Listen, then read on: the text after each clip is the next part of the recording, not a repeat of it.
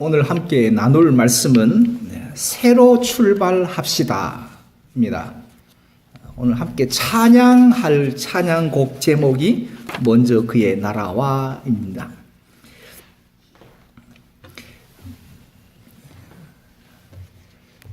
새해를 맞이하여 우리 산호세 방주교회 성도님들과 가정과 그리고 자녀 손들과 일터와 산업에 한 해 동안 하나님의 은혜와 평강이 충만하게 임하셔서 역사해 주시기를 간절히 간구하며, 또한 유튜브를 통해서 영상을 보시는 분들을 가정과 심령에도 하나님의 은혜가 평강이 함께 하시기를 간절히 간구합니다.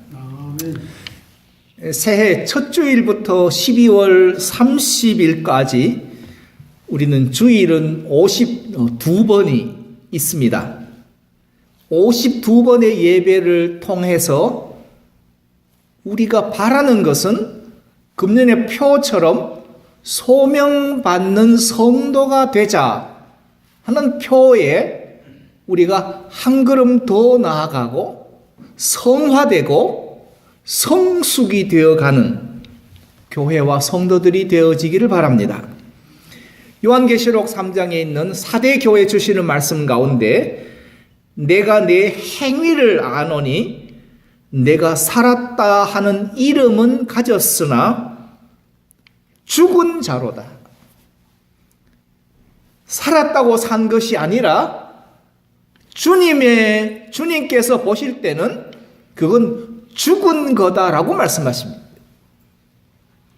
그렇다면 우리가 하나님 앞에 나와서 예배하는 우리 각 심령들이 살아있는지 아니면 죽은 건지는 주님께서 아실 것이고, 그리고 각자가 자신의 처지와 형편을 가장 잘 알 것입니다.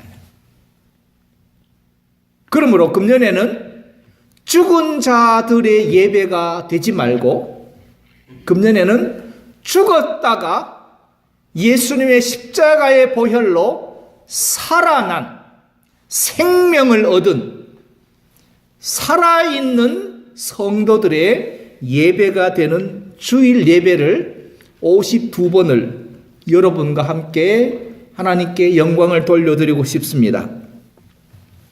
52개의 돌을 쌓으면 그건 탑이 됩니다. 불교 신자들이 매우 좋아하는 일들 중에 돌을 쌓아서 탑을 쌓는 거지 않습니까?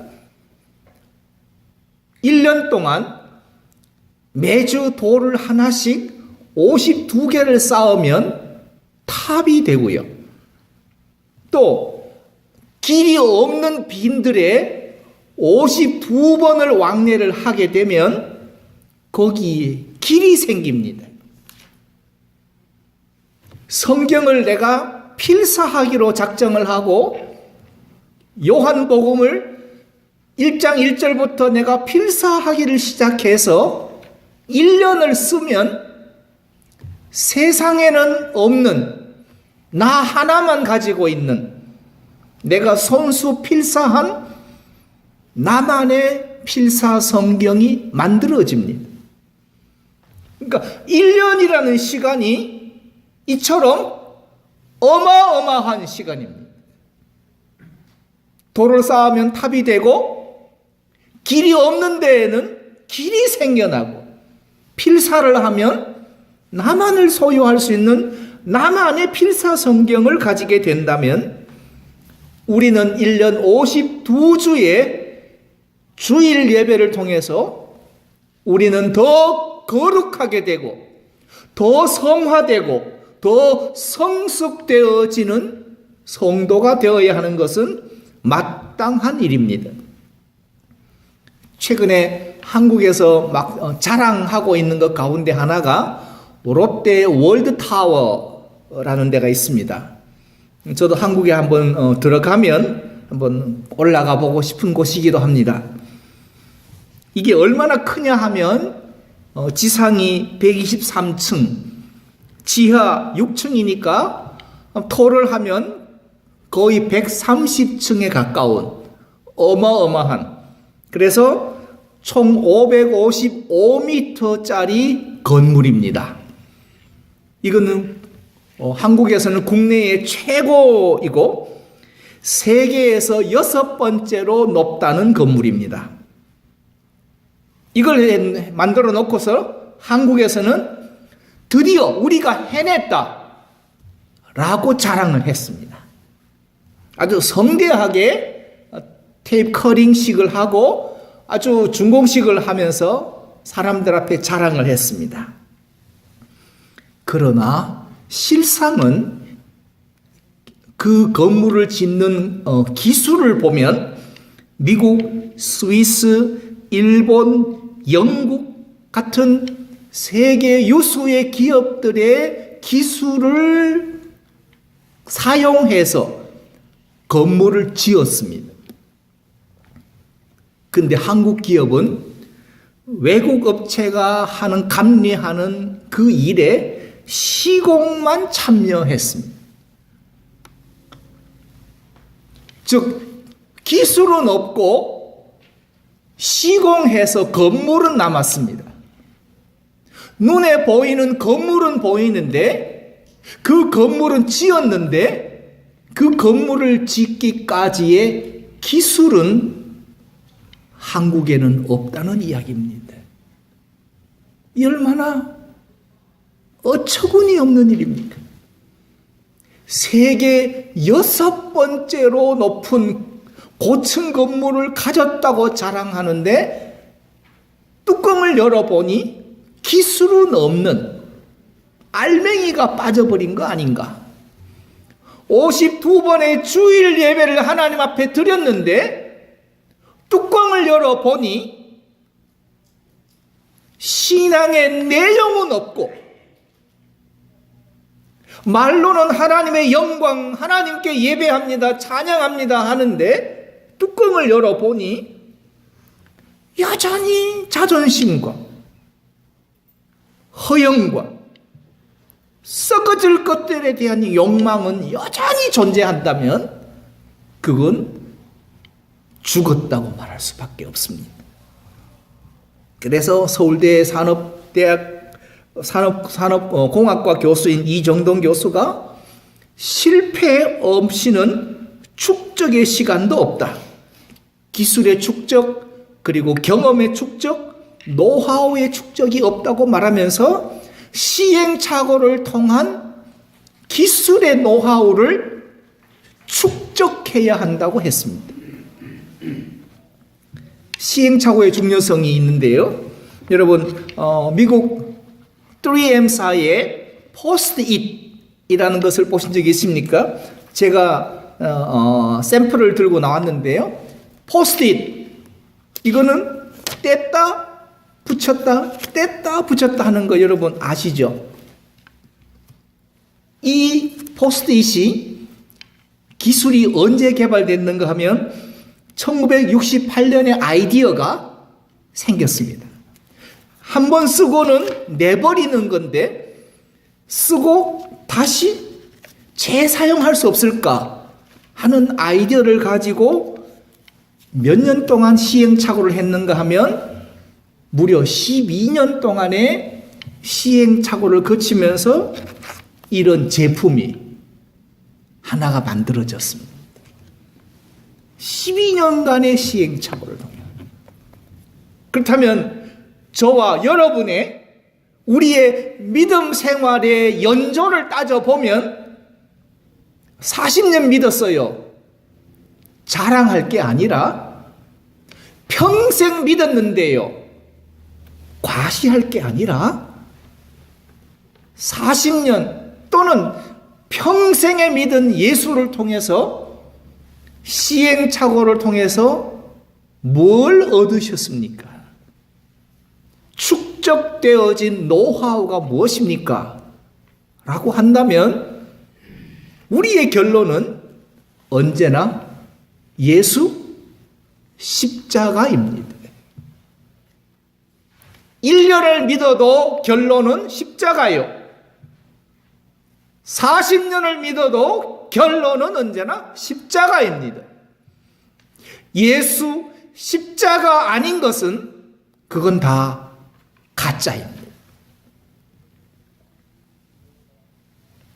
여기에는 아무도 이의를 제기할 수 없습니다. 사도 바울은 그런즉 내가 이제 사는 것은 내가 사는 것이 아니라 내 안에 그리스도께서 사신 것이다. 예수 십자가를 마지막 순교하는 순간까지 외친 것이 사도 바울이었다면 산호세 방주교회 성도들도 내 생명이 닿는 날까지 외치고 전해야 할 것이 있다면 그것은 예수 십자가여야 합니다. 저는 1년 전 2017년 1월 첫째 주에 제가 말씀을 나누어 드린 것 가운데 교회는 부름받은 성도다. 따라서 교회 가는 것이 아니라 교회가 되는 것이다. 라는 말씀을 제가 나눈 적이 있습니다. 한번 기억을 한번 더듬어 보시겠습니까? 교회는 부름받은 성도다. 그러므로 교회를 가는 게 아니다. 교회가 되는 거다.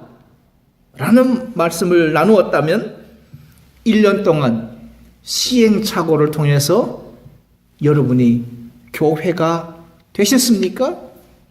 아니면 지금도 여전히 교회 나가십니까? 우리 한국 사람의 몸에 배인 습성은 교회 나가는 것으로 만족합니다. 그러나 예수님 말씀은 교회가 되는 거였습니다.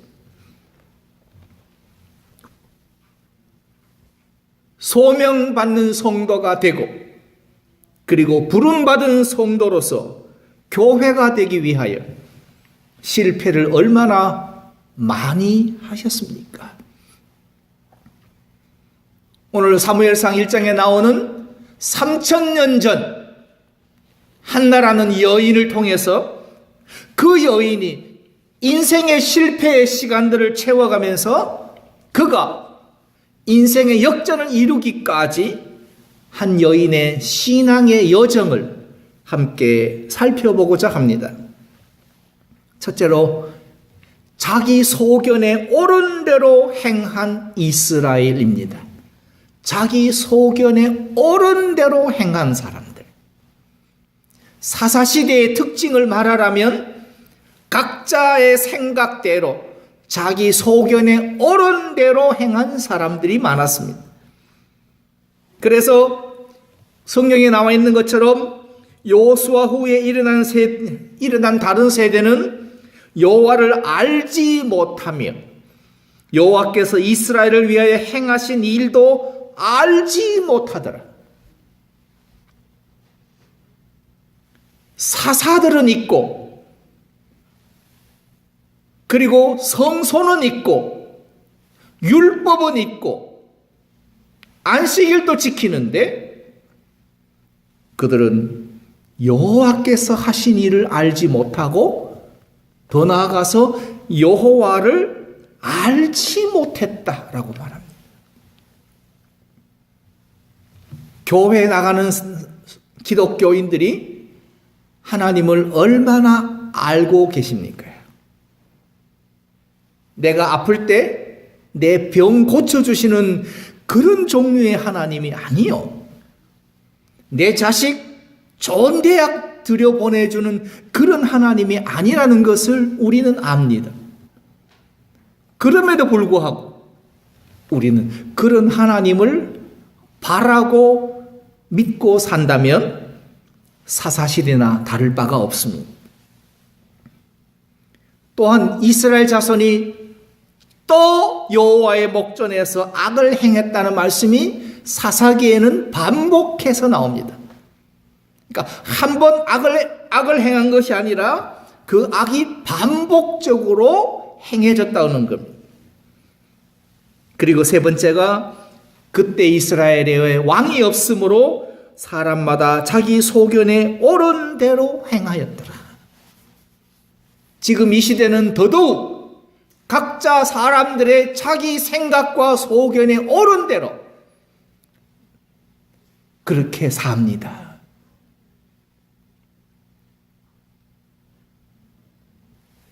자기 소신대로, 자기 취향대로, 남자로 태어났는데 자기의 취향이 여자라면 자기는 여자라고 말하고 삽니다. 기가 막힌 세상입니다. 여자로 태어났는데 자기는 귀엽고 남자랍니다. 세상에 그런 게 어디 있습니까? 그런데 지금 이 시대는 그렇다고 살아가는 자기 소견에 옳은 대로 행한 사람들이 있습니다. 두 번째로 한나는 자신이 성태치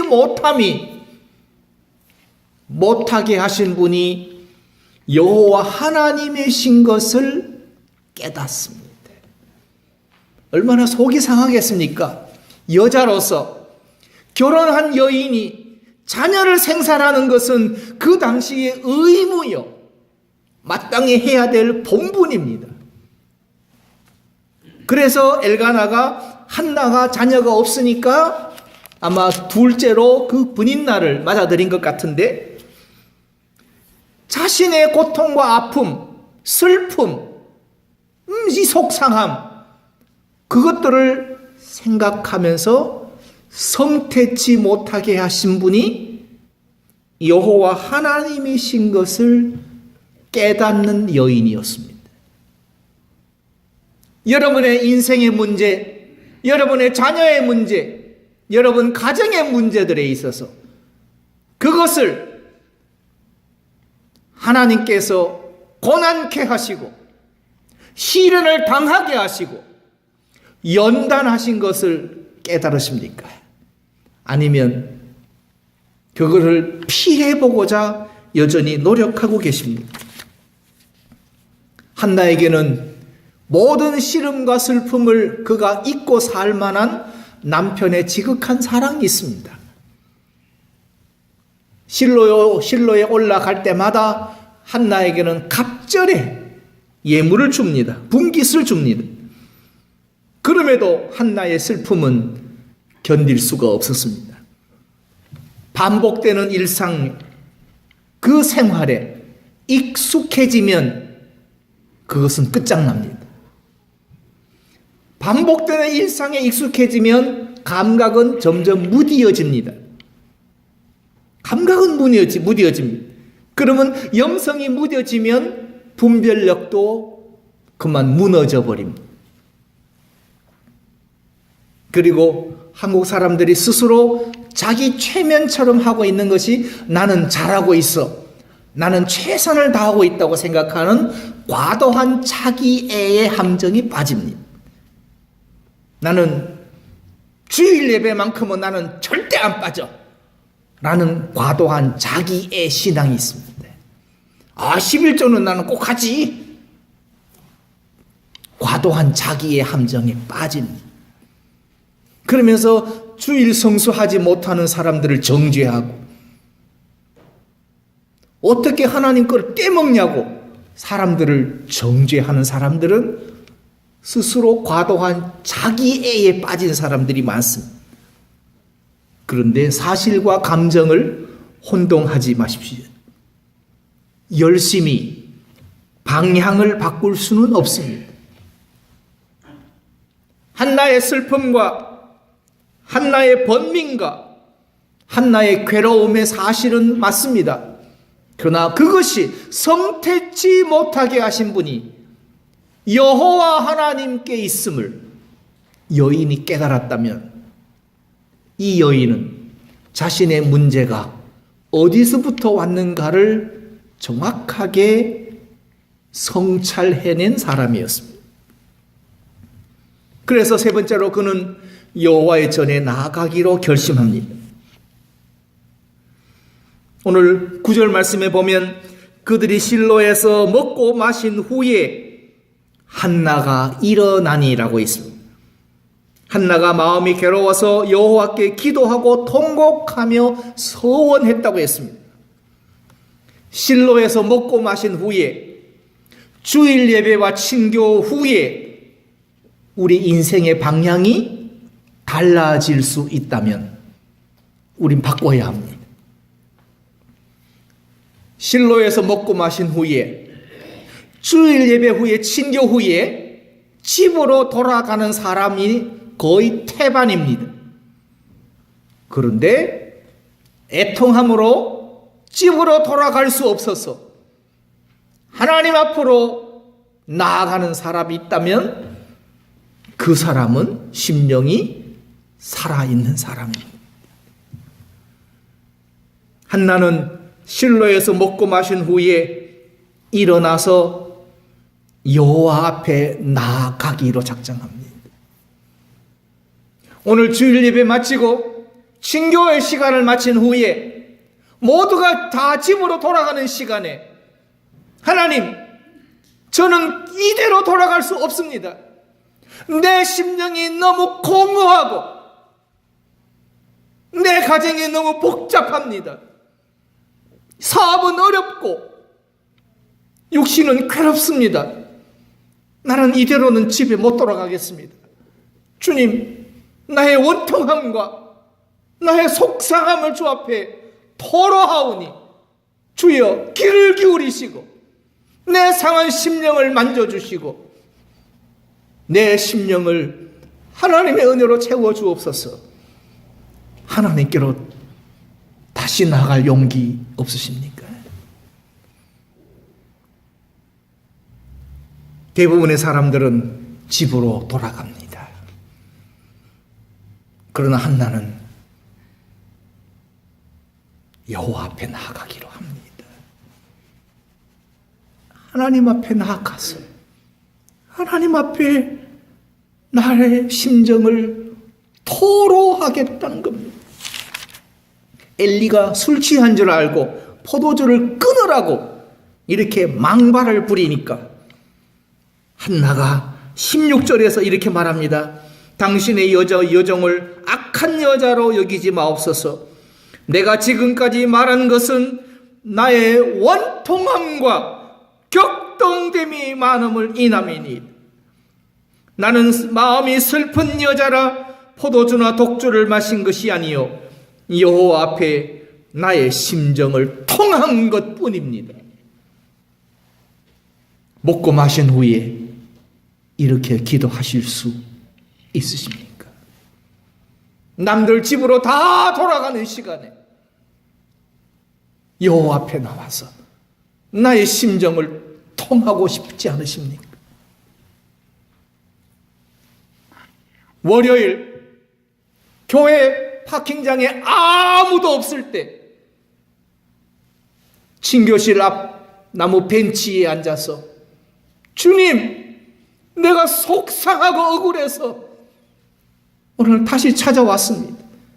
내 마음의 원통함을 죽게라도 아뢰고 싶습니다. 월요일 날 다시 교회를 찾아올 용기 있으십니까? 우리는 반복되는 일상에 너무 쉽게 무뎌져 버렸습니다.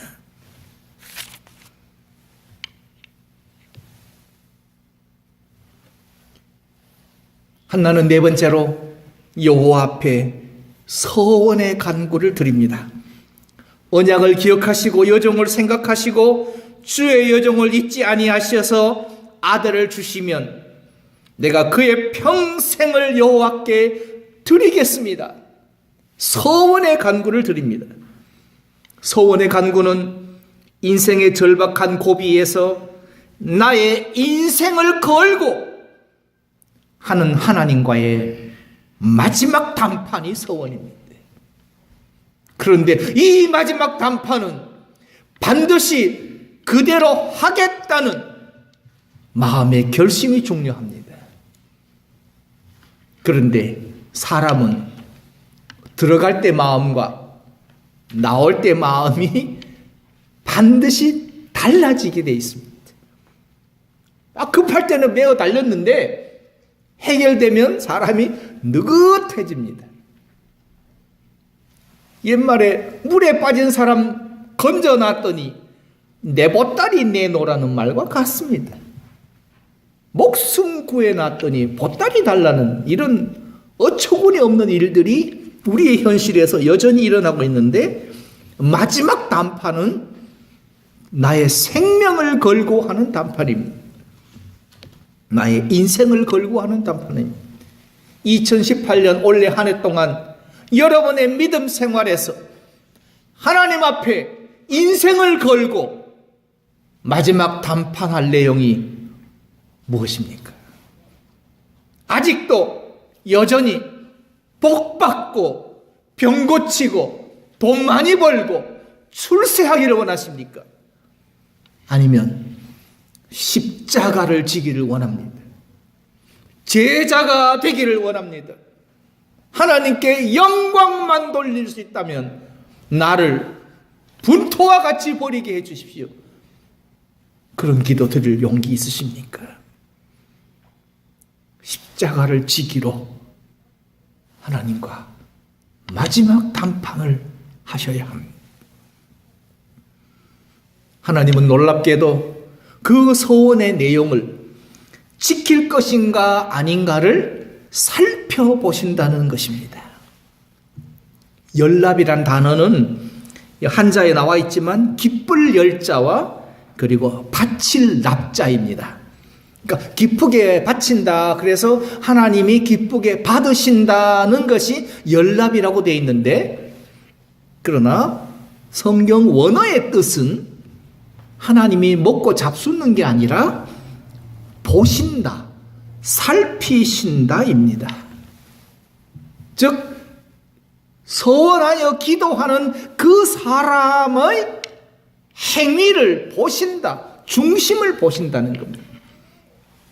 건물의 크기나 사람의 숫자나 행위를 보는 것이 아니라 중심을 보십니다. 사무엘상 16장 7절에 나의 보는 것은 사람과 같지 아니하니 사람은 외모를 보거니와 나 여호와는 중심을 보느니라. 한나의 그 신행일치를 하나님이 보셨습니다. 그리고 하나님이 아셨습니다. 이 여인은 신행이 일치한다. 다른 사람들은 말뿐인데 한나, 이 여인은 신과 행이 일치한다는 것을 하나님이 보셨습니다. 그래서 하나님께 은혜 있기를 원하는 한나의 믿음을 보시고 엘가나와 한나를 생각하셔서 한나가 잉태하고 때가 이름에 아들을 낳아 사무엘이라 이름 지었습니다. 그 뜻은 내가 여호와께 그를 구하였다. 내가 여호와께 그를 구하였다. 얼마나 아름다운 이름입니까? 예수님은 우리에게 먼저 그의 나라와 그의 의를 추구하라, 구하라고 말씀하십니다. 무엇을 먹을까, 무엇을 마실까, 무엇을 입을까 하지 말라, 염려하지 말라. 공중의 새를 보라, 들의 백합화를 보라, 하나님이 먹이시고 입히시거늘 너희는 먼저 그의 나라와 그의 의를 추구하라. 누구든지 아무든지 나를 따라오려거든 자기를 부인하고 자기 십자가를 지고 나를 좇을 것이니라 말씀하십니다. 2018년도 방주교회는 하나님께 이제 영광을 돌려드리는 성도가 되어서, 그러기 위해서는 소명받는 성도가 되셔서 우리의 예배가 하나님께 온전히 영광 돌려드리는 성도가 되도록 새해 첫 주일부터 한 주 한 주 52주 동안 우리가 성숙되고 성화되어져서 하나님께서 정말 기뻐 받으셔서 풍성한 은혜를 부어주시는 우리 방주교회 성도들이 되시기를 주의 이름으로 간절히 간구합니다.